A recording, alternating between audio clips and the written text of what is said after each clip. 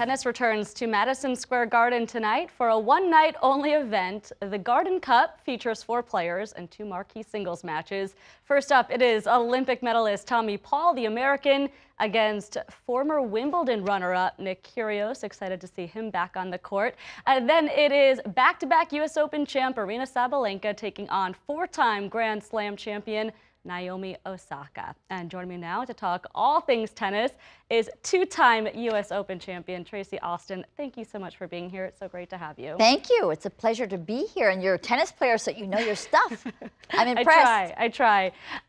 What are you most excited for tonight at the Garden? You know, I think just the energy. I played at the Garden back in the 80s, and you know, I think it's got to be one of the most iconic, if not the most iconic stadiums in the world. The world's most famous arena. Exactly. And so I think Kyrgios and Tommy Paul and Sabalenka, who's #1 in the world right now, Naomi Osaka, I think they are going to have a blast playing there. You know, you can kind of feel, I don't want to call it the ghost, but you can feel all the performers that have played there, and the Knicks are there. We went to the Rangers game last night. Oh, so fun. I think they're going to be excited, but I also think it's so important to bring tennis back to the Garden because it had such a strong history there for decades. And I didn't really even realize this until we were chatting just before. You played there. You won a title there. I did. The WTA Finals, which is the 5th biggest title of the year, besides the Grand Slams, used to be played at Madison Square Garden. And actually the men's was there as well.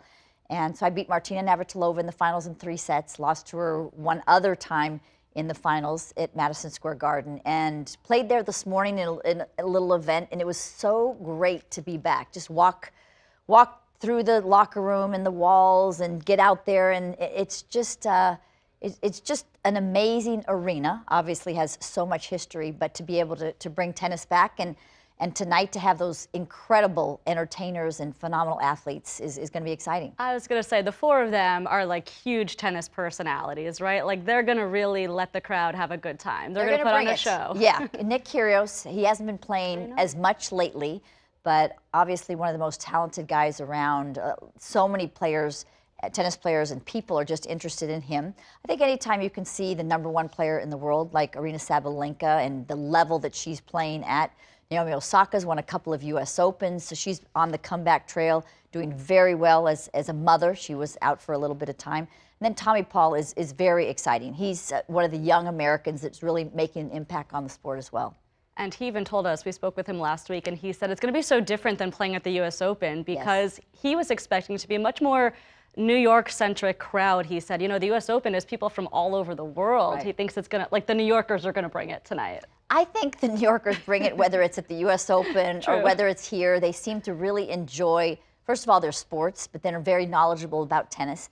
And I think because the U.S. Open is in New York, in Queens, they really get who the big stars are, and they thrive when they get there. I mean, they make a lot of noise, not like Wimbledon, where everybody's very quiet and subdued.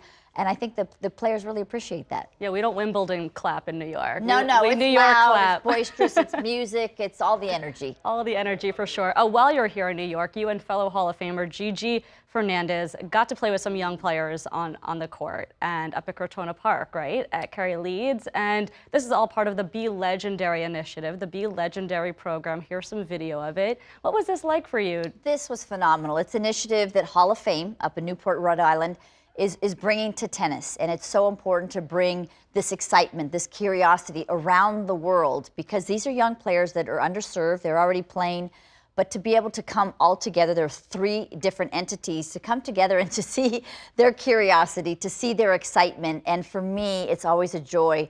You know, tennis has given me so much. It's really given me everything. So I'm amongst these kids, and they're asking me about grips, and they're asking me about strategy. They're asking me about opportunities for college, the huge impact that tennis can have on their life. You know, the values that these kind of Be Legendary events really create for these young players, the values of resilience and hard work and sportsmanship. It's really magical. And we always talk about it, especially here in the city, but really everywhere, right? It's the access in tennis that is so hard. Just the court time alone, the court space alone. So to give these kids that opportunity is really special and important. It really is. And I think the Kerry Leeds Center, and then John McEnroe has a center as well on Randall's Island. I think it's more than 20 courts, because I was talking to a number of tennis players this morning, and they say how important that is to continue to have that opportunity to play tennis. And I think for these young kids, even if they're playing just 2 times a week, 3 times a week, just the values that they're going to gain from this Be Legendary initiative, but also just to be able to get good, kind of decent at a lifelong sport. Yeah. Baseball, basketball, I don't know how many times you're going to say when you're 40, hey, you guys get 5 guys, I'll get 5 guys. But in tennis, you can take it anywhere in the world and continue to play in your 80s. Before we let you go, we did dig in the archives a little bit, went all the way back to 1979 and 1981, the years you won the U.S. Open. You know, it's such a, first of all, this was actually just the second year that the U.S. Open had been there in Flushing after moving over from Forest Hills, right? Absolutely. And for us in New York, the U.S. Open is so much about tourism and like traditions around Labor Day and just the end of the summer. But for you, this place is of course extra special. Yeah, it was extra special. Obviously beating Chris Evert in the final, somebody I had looked up to. So just 16 years old at the time. It was a record. I didn't know it at the time, which was probably good because I just was able to focus on the match. And this is actually 81, 2 years later. I was 18 years old playing against Martina Navratilova. And we're playing with wood rackets, so it doesn't look like we're hitting that hard. Changed, right? Yeah, oh my gosh. But this was, you know, a 7-6 in the third final. If I had to play a tiebreak for a title right now, I wouldn't be able to stand. So, but you still got it. Look at you. I believe you can still do it. Tracy, thank you so much for coming in. It was a pleasure having you. Thank you. Pleasure to talk to you. Thanks for watching our YouTube channel. For more stories in your communities, click the subscribe button right here. You can also download our app or watch us on TV for the latest news and weather updates every 10 minutes and more. We'll see you then.